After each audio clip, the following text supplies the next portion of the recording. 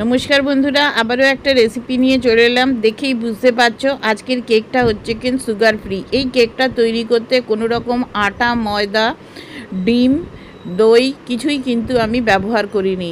শুধুমাত্র ওটস আর কলা দিয়ে আজকের এই কেকটা বানিয়েছি। যারা একটু হেলদি খাবার খেতে পছন্দ করো তারা এই রেসিপিটা একবার ট্রাই করে দেখতে পারো।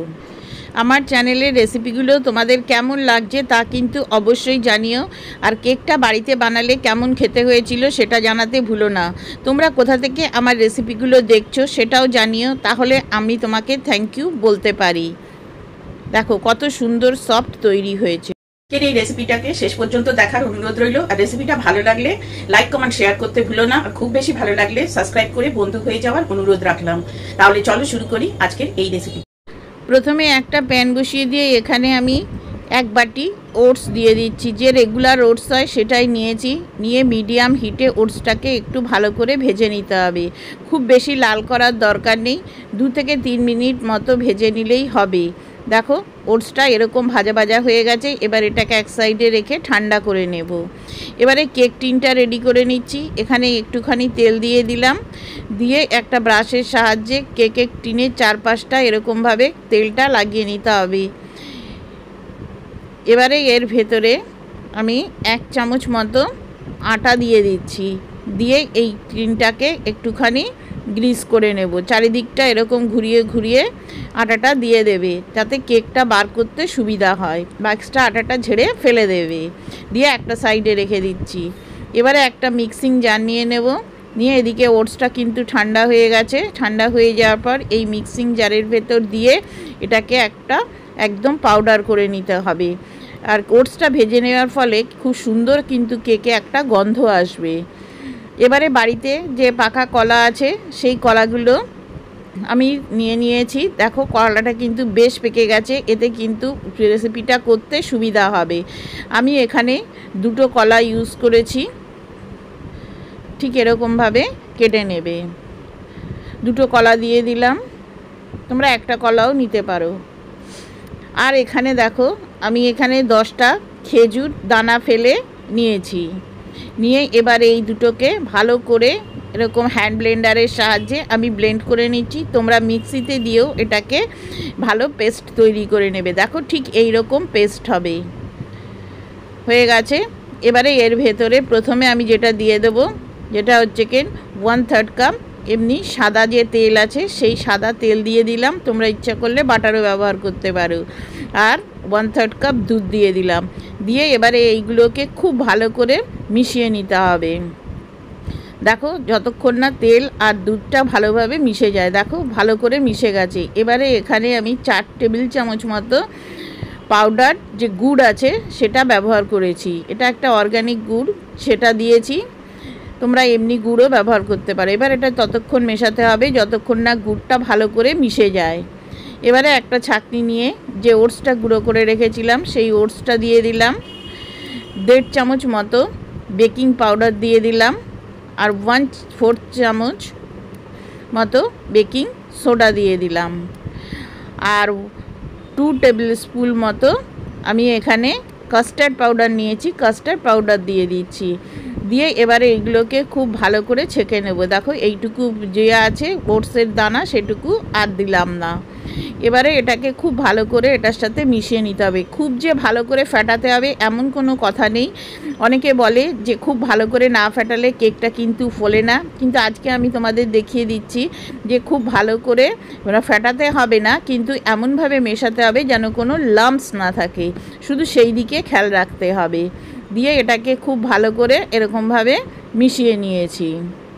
নিয়ে এবারে এখানে আমি 2 চামচ মতো সুজি ব্যবহার করেছি। আর 1/2 চামচ দারচিনির গুঁড়ো দিয়ে দিলাম। দিয়ে এটাকেও এটার সাথে খুব ভালো করে মিশিয়ে নিতে হবে। দেখো এরকমভাবে মেশানো হয়ে গেছে। এবার এটাকে ঢাকা দিয়ে 10 মিনিট রেখে দেবো। 10 মিনিট হয়ে যাওয়ার পর দেখো সুজি এবং ওটসটা যে দুধটা দিয়েছিলাম সেটা শুষে নিয়ে ফুলে বেশ অনেকটাই কিন্তু ঘন হয়ে গেছে। এবার এখানে আরও 2 চামচ মতো আমি দুধ দিয়ে দিচ্ছি। দুধটা কিন্তু রুম টেম্পারেচারে থাকবে। এবারে দুধটা দিয়ে আবারও ভালো করে মিশিয়ে নিতে হবে। যেহেতু এখানে আমি কলা ব্যবহার করেছি, এই ব্যাটারটা কিন্তু অন্য কেকের ব্যাটারের মতো অতটা পাতলা হবে না, একটু এরকম ঘন ঘন থাকবে। এবার এখানে আমি কিছু কাজু বাদাম আর কিছু কিশমিশ ছোট ছোট করে কেটে নিয়ে ওটসের যে গুঁড়ো করে রেখেছিলাম সেইটুকু দিয়ে ভালো করে মিশিয়ে নিচ্ছি। এরমভাবে একটু মিশিয়ে নেবে, তাহলে কেকের ভেতরে সমানভাবে এই কিশমিশ আর কাজুটা ছড়িয়ে যাবে। দিয়ে এবারে এটাকে এরকমভাবে মিশিয়ে নিচ্ছি। দেখো ঠিক এই রকম কিন্তু ব্যাটারটা তৈরি হবে। এবারে লাস্টে আমি এখানে 1 টেবিল চামচ মতো সাদা যে ভিনিগার আছে সেই ভিনিগারটা দিয়ে দিলাম। যেহেতু এখানে আমি দই এবং ডিম ব্যবহার করিনি, সেই জন্য ভিনিগারটা অবশ্যই দেবে, কেননা বেকিং পাউডার আর বেকিং সোডাটাকে অ্যাক্টিভ করার জন্য ভিনিগারটা দিতেই হবে। দিয়ে এবারে খুব ভালো করে মিশিয়ে নেবে। দেখো এটা অনেকটা ফ্লাফি মতো হয়ে গেছে। এবারে সাথে সাথে যে কেক টিনটা রেডি করে রেখেছিলাম তার ভেতরে এটাকে ট্রান্সফার করে দেবে। অসম্ভব সুন্দর খেতে হয়। মাঝে মাঝে কিশমিশ, কাজু এবং খেজুরের যে দানা আছে সেটা মুখে পড়বে, খেতে কিন্তু দারুণ লাগে এরকম কেক। আর যারা একটু হেলথের ব্যাপারে কনসিয়াস আছো তারা কিন্তু এইরকম একটা কেক বানিয়ে খেতেই পারো। এবারে এটাকে একটু ট্যাপ করে নিচ্ছি, নিয়ে ওপর দিয়ে একটুখানি কাজু এরকমভাবে ডেকোরেশন করে দিচ্ছি। আর এদিকে আজকে এটা আমি ওটিজিতে বেক করব। তোমরা ইচ্ছা করলে এটা কড়াইয়েও কিন্তু বেক করতে পারো। ওটিজিটাকে আমি 180 ডিগ্রি সেন্টিগ্রেডে তোমার 5 মিনিটের জন্য প্রিহিট করে নিয়েছি। এবারে ওপর দিয়ে কিছু কিশমিশও এরকমভাবে ছড়ে দিলাম। তোমরা তোমাদের পছন্দ মতো ডেকোরেশন করে নিতে পারো। এবার এটাকে আমি নিয়ে যাচ্ছি বেক করার জন্য। এবারে দেখো ওটিজিতে দিয়ে আমি কিন্তু নিচের রডটা অন করেছি, আর 30 মিনিট এটাকে আমি বেক করব। 30 মিনিটের মধ্যেই কিন্তু এটা আমার বেক হয়ে গেছে। দেখো আস্তে আস্তে ফুলে কত সুন্দর হয়ে গেছে। আর কড়াইতেও বেক করলে এইটা বেক করতে মোটামুটি 40 মিনিট মতো সময় লাগবে। এবার এটাকে নামিয়ে সম্পূর্ণ ঠান্ডা করে নেবে। দেখো কতটা সফট তৈরি হয়েছে।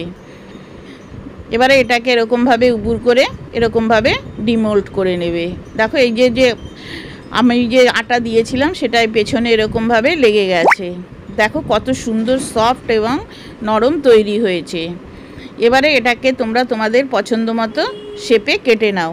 আজকের এই রেসিপিটা বন্ধুরা তোমাদের কেমন লাগলো তা কিন্তু অবশ্যই জানিও। আর ভালো লাগলে পরে আমার চ্যানেলকে লাইক, কমেন্ট ও শেয়ার করার অনুরোধ রইল।